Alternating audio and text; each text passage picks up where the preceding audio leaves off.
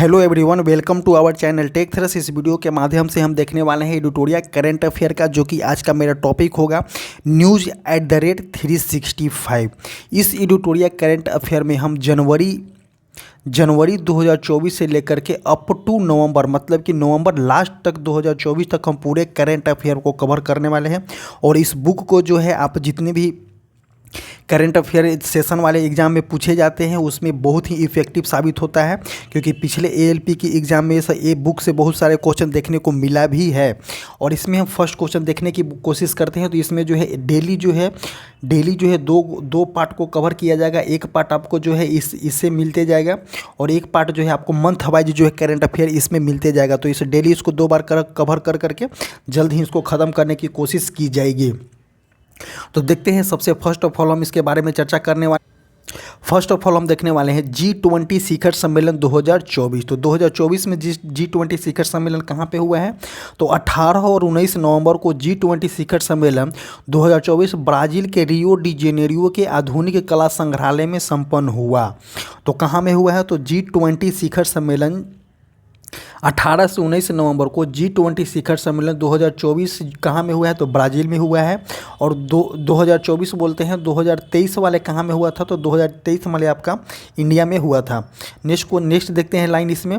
इसका थीम क्या था? तो इसका थीम है एक न्यायपूर्ण विश्व और एक सतत ग्रह का निर्माण। तो देखिए, ये वाले थीम जो हो जाएगा आपका इंपॉर्टेंट हो जाएगा, क्योंकि ये थीम से क्वेश्चन देखने को मिलता है। तो थीम याद कीजिएगा, एक न्यायपूर्ण विश्व और एक सतत ग्रह का निर्माण।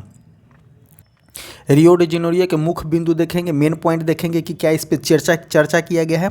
तो सामाजिक समावेश, भूख, गरीबी के खिलाफ लड़ाई, अरबपतियों पर कर टैक्स, ऊर्जा परिवर्तन के उपाय, वैश्विक शासन सुधार और जलवायु कार्रवाई में तेजी लाने के साथ साथ 2025 में COP30 जलवायु परिवर्तन पर संयुक्त राष्ट्र रूपरेखा सम्मेलन का समर्थन करना है। और नेक्स्ट देखते हैं कि भूख और गरीबी के खिलाफ वैश्विक गठबंधन का आधिकारिक रूप से उद्घाटन किया गया है। यह गठबंधन अंतर्राष्ट्रीय सहयोग को बढ़ाकर और ज्ञान के आदान प्रदान को बढ़ावा देकर देश संचालित साक्ष्य आधारित कार्यक्रमों का समर्थन करता है। नेक्स्ट देखेंगे कि वैश्विक शासन संस्थाओं में सुधार लाना है, सतत विकास और ऊर्जा संक्रमण को बढ़ाया गया है। नेक्स्ट देखेंगे कि G20 में भारत के लिए क्या किया गया है। तो देखिए, भारत के लिए भारत और ऑस्ट्रेलिया ने आधिकारिक तौर पर अक्षय ऊर्जा साझेदारी की शुरुआत की है, जिसका उद्देश्य अक्षय ऊर्जा क्षेत्रों में दो तरफा निवेश को बढ़ावा देगा। और आपको बात करते हैं इटली के साथ। तो इटली को क्यों भूल जाइएगा? भारत और ऑस्ट्रेलिया के साथ हुआ है, भारत और इटली के साथ हुआ है, भारत और चाइना के साथ हुआ है। तो भारत और इटली को देखेंगे। संयुक्त रणनीति कार्य योजना 2025-29 का अनावरण किया गया है, जिसमें रक्षा, व्यापार, ऊर्जा, अंतरिक्ष सहित प्रमुख क्षेत्रों में सहयोग को रेखांकित करती है। और देखेंगे हम इसमें कि भारत और चीन सीमा पर सैन्य बलों की वापसी में हुई प्रगति को दोनों देशों ने स्वीकार किया है। तो देखिए, भारत और चाइना का जो बॉर्डर पे संघर्ष चल रहा है उसमें उसको भी जो है सैन्य बलों की वापसी में हुई प्रगति पे दोनों देशों ने स्वीकार किया है। G20 की स्थापना जो है 1999 में एशियाई वित्तीय संकट के बाद वित्त मंत्रियों और केंद्रीय बैंक गवर्नरों के लिए वैश्विक आर्थिक और वित्तीय मुद्दे पर चर्चा करने हेतु एक मंच के रूप में की गई थी। 2007 के वैश्विक आर्थिक और वित्तीय संकट के दौरान G20 को राज्य सरकार प्रमुखों के स्तर तक उन्नत किया गया। भारत की अध्यक्षता में वर्ष 2023 में अफ्रीकी संघ G20 के अस्थायी सदस्य के रूप में स्वीकार किया है। तो देखिए, अफ्रीकी संघ जो यूरोपियन यूनियन वाले संगठन जो है भारत की अध्यक्षता में 2023 में शामिल किया गया है।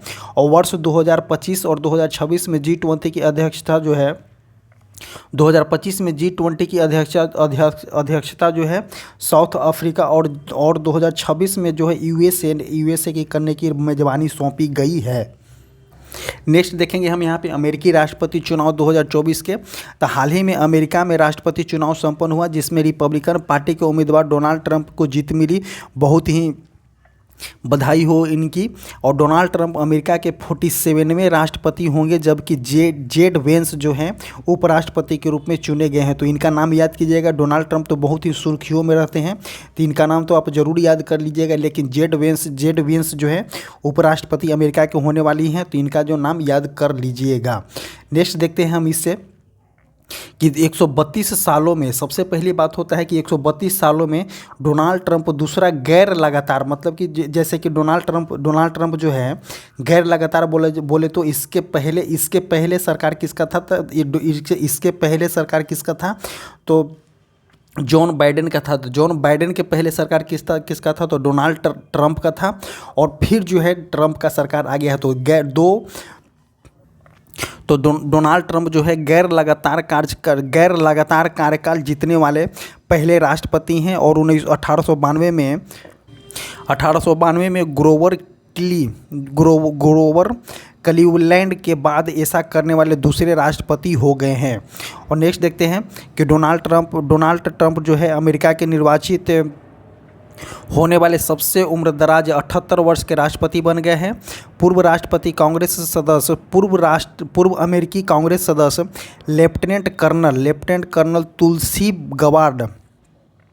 तुलसी गबार्ड को ट्रंप प्रशासन में राष्ट्रपति खुफिया निर्देशक के पद पर नियुक्त किया गया है। चुनाव के विजेता को 20 जनवरी 2025 को राष्ट्रपति के रूप में नियुक्त किया जाएगा। तो कब किया जाएगा? तो चुनाव के विजेता जो है डोनाल्ड ट्रंप जो है 20 जनवरी 2025 को जो है राष्ट्रपति के रूप में नियुक्त हो जाएंगे। नेक्स्ट देखते हैं चुनाव की प्रक्रिया क्या होगी। तो संयुक्त राज्य अमेरिका का राष्ट्रीय चुनाव एक प्रकार का जो है अप्रत्यक्ष चुनाव है, जिसमें अमेरिका के नागरिक निर्वाचन मंडल के सदस्य के लिए मतदान करते हैं। अमेरिका के राष्ट्रपति का चुनाव जो होता है एक प्रकार का अप्रत्यक्ष चुनाव होता है, जिसमें अमेरिका के नागरिक निर्वाचन मंडल के सदस्य के रूप में मतदान करते हैं। अमेरिकी राष्ट्रपति पद के लिए चुनाव प्रक्रिया के 5 चरणों में विभाजित किया जा सकता है।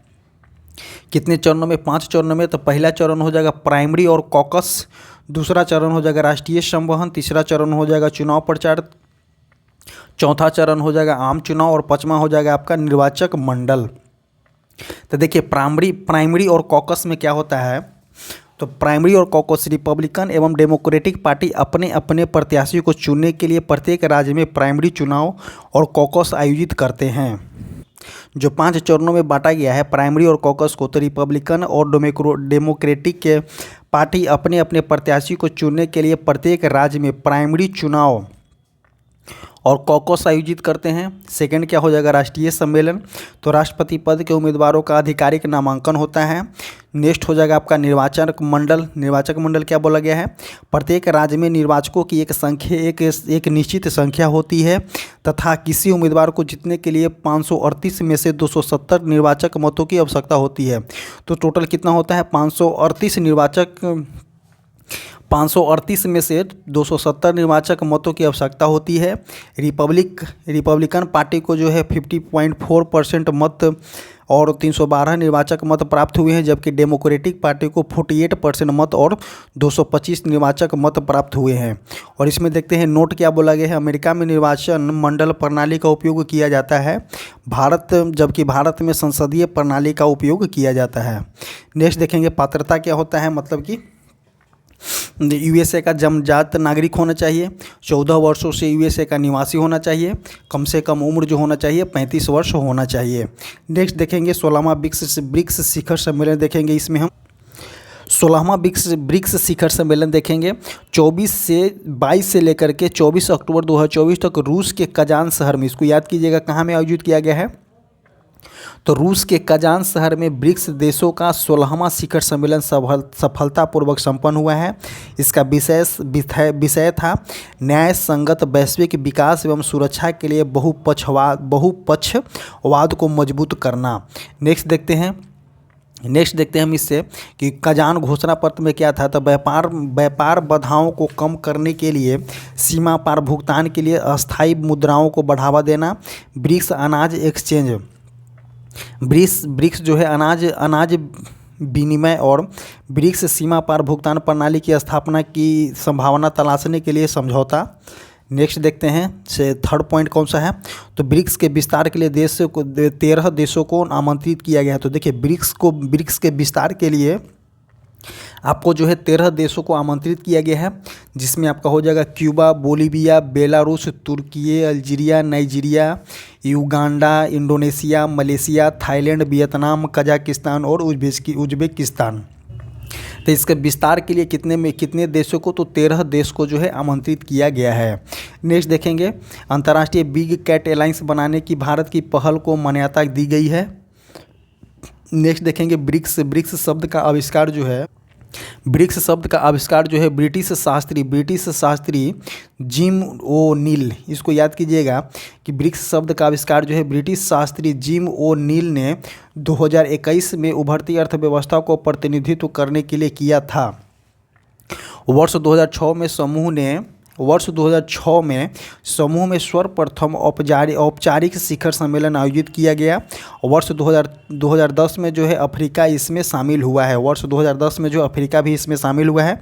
ब्रिक्स का महत्व देखेंगे तो वैश्विक जनसंख्या का 41% भागीदारी करता है, जीडीपी का 24% भागीदारी करता है, अब वैश्विक व्यापार का जो है 16% योगदान होता है। तो देखिए वैश्विक जनसंख्या का कितना 41% हो जाता है और जीडीपी का आपका 24% हो जाएगा और वैश्विक व्यापार का आप देखेंगे तो 16% योगदान देता है किसमें, तो ब्रिक्स का महत्व हो जाएगा।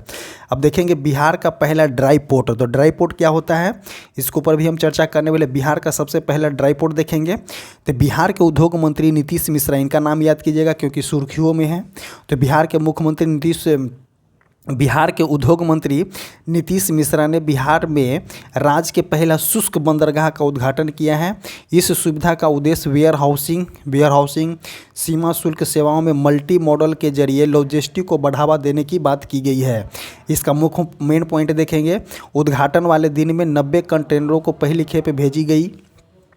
ड्राई पोर्ट अथवा सूखा बंदरगाह को इंग्लैंड पोर्ट भी कहा जाता है। तो देखिए इसका जो है ड्राई पोर्ट अथवा सूखा बंदरगाह को आप इंग्लैंड पोर्ट भी कह सकते हैं। और जो है यह एक प्रकार कार्गो टर्मिनल है जो कि रोड या रेलवे नेटवर्क के जरिए बंदरगाहों को जोड़ता है। तो देखिए रोड या रेलवे नेटवर्क के जरिए जो है बंदरगाह को जोड़ता है, इसीलिए इसको हम सूखा पोर्ट भी बोलते हैं और इसको जो है इंग्लैंड पोर्ट भी बोला जाता है। नेक्स्ट क्वेश्चन देखेंगे, विभिन्न विभागों के दौरान विभिन्न जगहों से बंदरगाहों तक माल लाने और ले जाने के दौरान ड्राई पोर्ट एक सेतु के रूप में काम करता है। यहाँ कंटेनर और अन्य सामानों के अस्थायी रूप से रखा जाता है। तो देखिए अगर क्या बोलता है कि विभिन्न जगहों से बंदरगाहों तक माल लाने और ले जाने के लिए एक पोर्ट जो है सेतु का काम करता है और यहाँ कंटेनर को अन्य सामानों को अस्थायी रूप से रखा जाता है। फिर ज़रूरत और समय के अनुसार जो है माल को ड्राई पोर्ट से बंदरगाहों या अन्य गंतव्य तक पहुंचाया जाता है। बिहटा आईसीडी भारत भर में प्रवेश द्वार बंदरगाहों से रेल मार्ग द्वारा जुड़ा है, जिसमें इसमें शामिल किया गया है किसको, तो पश्चिम बंगाल में कोलकाता और हल्दिया, आंध्र प्रदेश में विशाखापट्टनम, महाराष्ट्र में नहाबसो और गुजरात में मुंद्रा पोर्ट को जोड़ा गया है। और नेक्स्ट देखेंगे कि बिहार ड्राई पोर्ट को pristine Magadh infrastructure private limited और राज्य उद्योग विभाग द्वारा सार्वजनिक निजी भागीदारी मतलब कि पीपीपी मोड पे स्थापित किया गया है। और किसके साथ मिलकर के किया है, तो pristine Magadh infrastructure private limited के द्वारा मिलकर के किया गया है। नेक्स्ट देखेंगे वैश्विक बहुआयामी गरीबी सूचकांक को देखेंगे। तो हाल ही में वैश्विक बहुआयामी गरीबी सूचकांक 2024 जारी किया गया है। इसका मुख्य निष्कर्ष क्या हो जाएगा, विश्व भर में 1.1 अरब से अधिक लोगों को तीव्र गरीबी में रह रहे हैं। कितना, तो विश्व भर में, इसको याद कीजिएगा कि विश्व भर में वर्ल्ड वाइड में 1.1 अरब से लोग जो है गरीबी में रह रहे हैं, इसको याद कीजिएगा। और नेक्स्ट देखेंगे कि गरीब आबादी के आधे से अधिक 584 मिलियन बच्चे 18 वर्ष से कम आयु के हैं। और जो क्या बोला गया है, सर्वाधिक गरीबी वाला देश देखेंगे तो भारत जो है सबसे गरीबी देश वाला भारत हो जाएगा, पाकिस्तान हो जाएगा, इथियोपिया हो जाएगा, नाइजीरिया हो जाएगा और कांगो लोकतांत्रिक गणराज्य हो जाएगा। तो भारत में सबसे ज़्यादा गरीबी कितना है तो 334 मिलियन हो जाएगा, पाकिस्तान में 93 मिलियन हो जाएगा, इथियोपिया में 86 मिलियन हो जाएगा, नाइजीरिया में 74 मिलियन हो जाएगा और कांगो लोकतांत्रिक गणराज्य में आपका 66 मिलियन हो जाएगा। इन 5 देशों में वैश्विक गरीबी की हिस्सेदारी जो है 48.1% है। नेक्स्ट देखते हैं वैश्विक बहुआयामी गरीबी सूचकांक। इसे संयुक्त राष्ट्र विकास कार्यक्रम UNDP, इसको याद कीजिएगा कि वैश्विक बहुआयामी गरीबी सूचकांक जो है इसे संयुक्त राष्ट्र विकास कार्यक्रम और ऑक्सफोर्ड गरीबी और मानव विकास पहल द्वारा विकसित किया गया है। तो सबसे पहले इसको याद कीजिएगा कि यूनाइटेड नेशन डेवलपमेंट प्रोग्राम और ऑक्सफोर्ड गरीबी और मानव विकास पहल द्वारा इसको विकसित किया गया है। इसे पहली बार 2010 में जारी किया गया था। वैश्विक MPI तीन आयामों और 10 संकेतकों का उपयोग करते हुए MPI जो है 0 से लेकर के 0 से 1 तक होता है तथा उच्चतम मान जो होता है गरीबी को दर्शाता है। भारत का MPI जो है 0.015 है।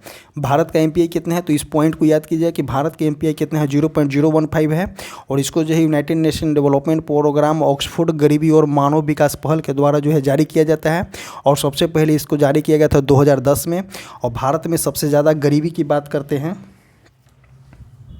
भारत में अगर सबसे ज़्यादा गरीबी की बात करते हैं तो 234 मिलियन, इसको याद कीजिए कि 234 मिलियन लोग जो है भारत में गरीबी है और सबसे ज़्यादा गरीब वाला देश कौन सा हो जाएगा आपका भारत हो जाएगा। नेक्स्ट देखेंगे जैव विविधता सम्मेलन CDB का 16वां संस्करण। जैव विविधता सम्मेलन CBD का 16वां संस्करण, इसके अंतर्गत क्या होता है कि हाल ही में 21 अक्टूबर से 1 नवंबर 2024 तक जैव विविधता पर सम्मेलन का COP6 कैली कोलंबिया में आयोजित किया गया है। कहाँ में तो COP16 कैली कोलंबिया में आयोजित किया गया है। COP16 का मुख्य पॉइंट क्या हो जाएगा तो अनुवंशिक संशोधन पर डिजिटल अनुक्रम सूचना DSI के उपयोग से होने वाले लाभों का निष्पक्ष और न्याय संगत बंटवारा सुनिश्चित करने के लिए कैली फंड की स्थापना की गई है। विदेशी समूह और स्थानीय समुदायों को शामिल करने के लिए एक अस्थायी सहायक निकाय की स्थापना की गई है। नेक्स्ट देखेंगे कि जैव विविधता पहलों का समर्थन करने के लिए 2030 तक प्रति वर्ष $200 बिलियन सुरक्षित करने में सहायता के लिए नई संसाधन जुटाने की रणनीति विकसित करने पर सहमति व्यक्त की गई है। आक्रामक विदेशी प्रजातियों पर प्रतिबंध लगाने की बात की गई है। नेक्स्ट देखेंगे कि जैव विविधता सम्मेलन CBD 1992 के रियो पृथ्वी शिखर सम्मेलन का परिणाम था। इसका सचिवालय कहाँ में तो मॉन्ट्रियल कनाडा में है। CBD को 196 देशों द्वारा अनुसमर्थन किया गया है, जबकि USA एकमात्र संयुक्त राष्ट्र सदस्य देश है जिसने इस अभी समय की पुष्टि नहीं करता है। तो इसको जो है 196 देशों के द्वारा समर्थन प्राप्त है, बट यूनाइटेड नेशन के मेंबर के अनुसार जो है USA इसको जो है समर्थन प्राप्त नहीं करता है। नेक्स्ट देखेंगे कि COP16 का मुख्य लक्ष्य जो हो जाएगा 30 लक्ष्यों पर प्रगति में तेजी लाना हो जाएगा। नेक्स्ट क्वेश्चन देखते हैं SCO शिखर सम्मेलन 2024। तो देखिए SCO शिखर सम्मेलन के अंतर्गत हम क्या देखेंगे तो शंघाई सहयोग संगठन के शासनाध्यक्षों की परिषद की 23वीं बैठक 16 अक्टूबर 2024 को इस्लामाबाद में, कहाँ 16 अक्टूबर 2024 को इस्लामाबाद पाकिस्तान में आयोजित की गई। शिखर सम्मेलन में भारतीय प्रतिनिधि मंडल का नेतृत्व विदेश मंत्री S जयशंकर ने किए हैं। तो इसके नेतृत्व किसने किए हैं तो S जयशंकर ने किए हैं। और SCO शिखर सम्मेलन के आयोजन कहाँ में किया गया है तो इस्लामाबाद पाकिस्तान में किया गया था। इसमें जो है प्रधानमंत्री नरेंद्र मोदी को इन्विटेशन दिया गया था, बट वो नहीं जा पाए और उनके जगह पे S जयशंकर ने गए हैं। किसी भी एक राष्ट्र अध्यक्ष को जाना जरूरी होता है, तो यहाँ पे विदेश मंत्री गए हैं। और SCO शिखर सम्मेलन 2024 भारत और पाकिस्तान के तनावपूर्ण संबंधों के बीच हो रहा है और जो भारत और पाकिस्तान के बीच जो तनावपूर्ण जो चलते रहता है उसी के बीच जो है SCO शिखर सम्मेलन को किया जा रहा है। आगे बात करते हैं इसके ऊपर। यह आयोजन जो है लगभग 9 वर्षों में किसी भारतीय अधिकारी द्वारा पाकिस्तान की पहली उच्च स्तरीय यात्रा की गई है। तो देखिए 9 वर्षों में किसी भारतीय अधिकारिक द्वारा जो है पाकिस्तान की पहली उच्च स्तरीय यात्रा की गई है। संघाई सहयोग संगठन एससीओ एक संघाई सहयोग संगठन एससीओ एक अस्थायी अंतर सरकारी अंतर्राष्ट्रीय निकाय है, जिसकी स्थापना जो है 15 जून 2001 को संघाई चीन में हुई थी। इसको याद कीजिए कि सबसे मस्ट पॉइंट इसमें एससीओ से क्या है कि एससीओ की स्थापना देखेंगे कि 15 जून 2001 को जो है इसकी स्थापना किया गया था, संघाई चीन में हुई थी। और जो है 2017 में भारत और पाकिस्तान मतलब कि बाप और बेटा दोनों साथ में जो है भारत और पाकिस्तान दोनों साथ में जो इसके मेंबर बने हैं। और वर्तमान में एससीओ के 10 पूर्ण सदस्य जिसमें से चीन, रूस, Kazakhstan, Kyrgyzstan, Uzbekistan, Bharat, Pakistan, Tajikistan, Iran जो है 2023 में जुटा है और बेलारूस 2024 में जुटा है। तो टोटल अगर एससीओ की बात करते हैं तो 10 मेंबर हो जाएगा। एससीओ की स्थापना देखेंगे तो 15 जून 2001 को जो है एससीओ की स्थापना किया गया है। और इसका जो है संघाई चीन में हुई थी।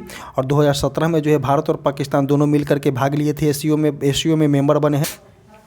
एससीओ के 2 अस्थायी सदस्य कौन कौन से? एससीओ के 2 अस्थायी सदस्य सचिवालय इसका बीजिंग में है।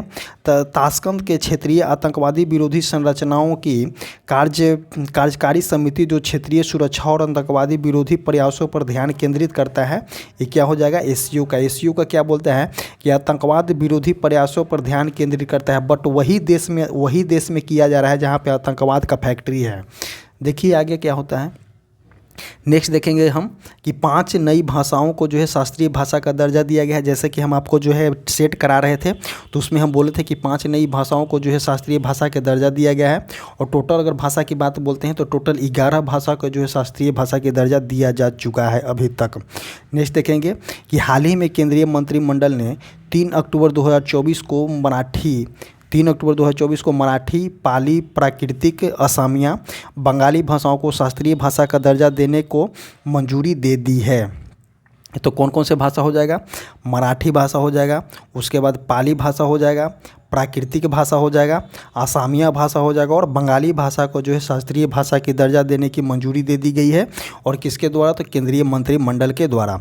शास्त्रीय भाषा के ऊपर कुछ देखेंगे तो शास्त्रीय भाषा भारत की गहन और प्राचीन सांस्कृतिक विरासत के संरक्षक के रूप में काम करती है, जो प्रत्येक समुदाय मतलब ईच एंड एवरी समुदाय के ऐतिहासिक और सांस्कृतिक मील के पत्थर पर सार प्रस्तुत करती है।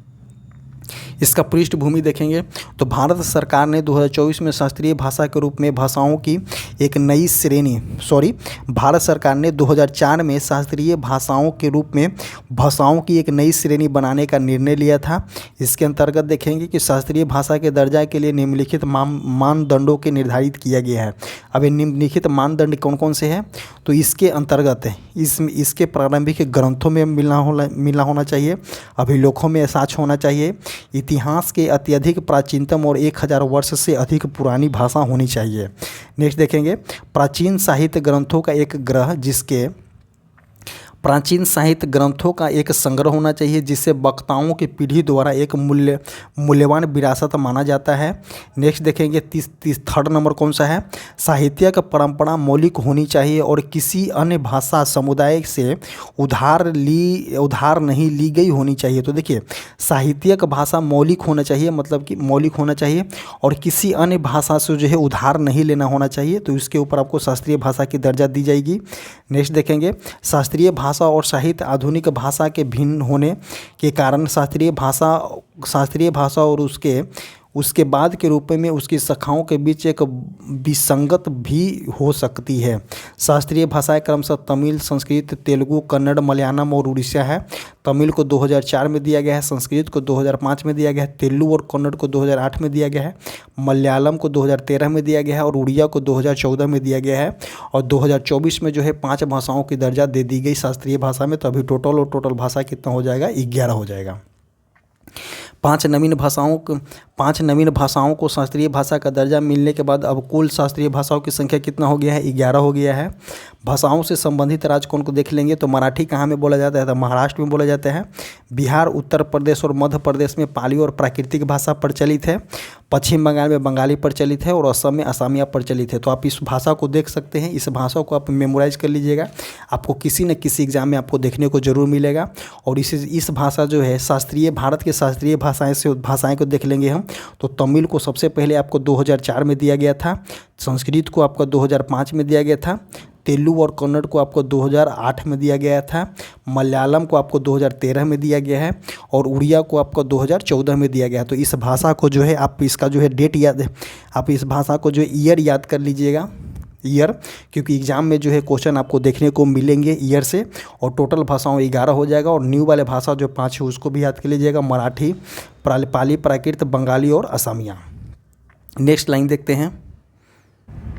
अब नेक्स्ट इस वीडियो को यहीं पे समाप्त करते हैं। आपको बता दें कि वीडियो कैसा लगा आप कमेंट करके बताइएगा। आपको रेगुलर वाइज में अब वीडियो को दिया जाएगा और इस बुक को जो है जल्दी से जल्दी ख़त्म करा दिया जाएगा। और आपको बता दें कि जो हमारा टेलीग्राम चैनल है, कमेंट बॉक्स और डिस्क्रिप्शन बॉक्स में टेलीग्राम का लिंक पिन किया गया है और टेलीग्राम चैनल पर हमारा जो है व्हाट्सअप नंबर भी दिया गया है। किसी भी प्रकार की अगर आपको ज़रूरत हो तो आप व्हाट्सअप नंबर कर सकते हैं, इवन आप कॉल भी कर सकते हैं। सो आपको बता दें जो टेलीग्राम चैनल है आप उससे ज्वाइन कर लीजिए और जो है आप कमेंट करके बताइए कि किस तरह से आपको ये करंट अफेयर लगा। करंट अफेयर का सेशन जो है आपको कंटिन्यू करा करके ख़त्म कराया जाएगा बहुत जल्द। सो इसी तरह से वीडियो को समाप्त करते हैं। Thank you.